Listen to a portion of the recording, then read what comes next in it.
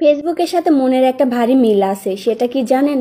মনের মধ্যে যা চলে ফেসবুকে ঠিক সেই রকম পোস্ট বা ভিডিওই সামনে আসে। তো কয়েকদিন যাবতই আমার খুব লেজ ভর্তা খাইতে ইচ্ছা করতেছিল, তাও আবার দেশের লেজ ভর্তা না, একেবারে ইলিশের লেজ ভর্তা।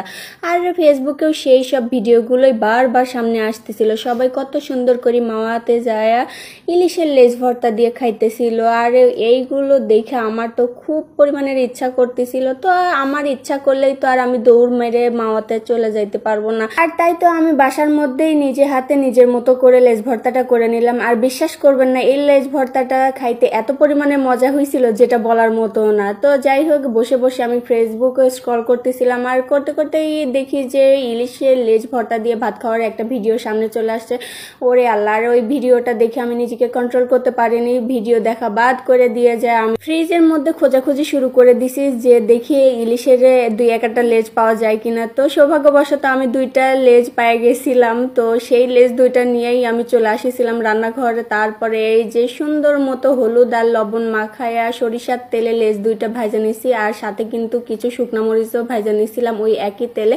আর তেলটাও কিন্তু আমি নষ্ট করি নাই, ওই তেলটা দিয়েই আমি লেজটা ভর্তা করব। তো লেজ ভর্তা করার জন্য কাটা বাছতে হবে আগে, তো যার কারণে আমি লেজটারে সুন্দর মতো কাটা সরাই নিছি। এবার মরিচগুলো চটকায় এর মধ্যে বেশি করে পেঁয়াজ দিয়ে একটু ভালোভাবে পেঁয়াজের রসটা যাতে বের হয় সেইভাবে সুন্দর মতো হাত দিয়ে চটকায় চটকায় নিচ্ছি। এরপরে এর মধ্যে দিয়ে দেব ধনিয়া পাতা।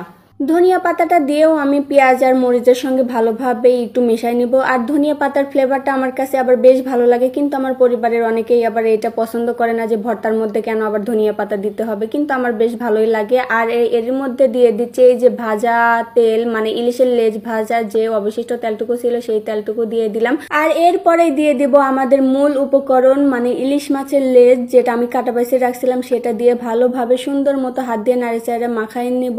আর আমি ভিডিওতে যেটা দেখলাম সেটা হলো মা ঘাটে তারা যেভাবে ইলিশের লেজ ভর্তাটা করে, তারা হলো একটা কাঁচের গ্লাসে পেছন সাইড দিয়ে লেজটা ভর্তা করে। জানি না সেটা কেমন হয়, কিন্তু আমি তো আমার হাত দিয়েই করে একদম ফিনিশ করে ফেলাই দিলাম। এইদিকে আমার লেজ ভর্তা রেডি। আর ডেকোরেশনের জন্য আমি আবার একটু এক সাইড দিয়ে ধনিয়া পাতা কুচি দিয়ে মাঝখানে একটা শুকনো মরিচ দিয়ে দিছি। আর দেখেন দেখতেই কি ইয়াম্মি লাগতেছিল। ও খোদা, আমার তো এখন ভয়েস ওভার দিতে যায় মুখে পানি চলে আসতেছে। তো যাই হোক, এত কিছু দেখালাম, এখন খাবারটুকু না দেখালে তাই হয়, জমবেই না। তো যাই হোক, আমি একটু গরম ভাত নিয়ে নিছি, আর গরম ভাতের উপরে ইলিশের ভাজা তেলটা নিয়ে নিছি, আর সাথে নিয়ে নিচ্ছি সেই লেজ ভর্তা।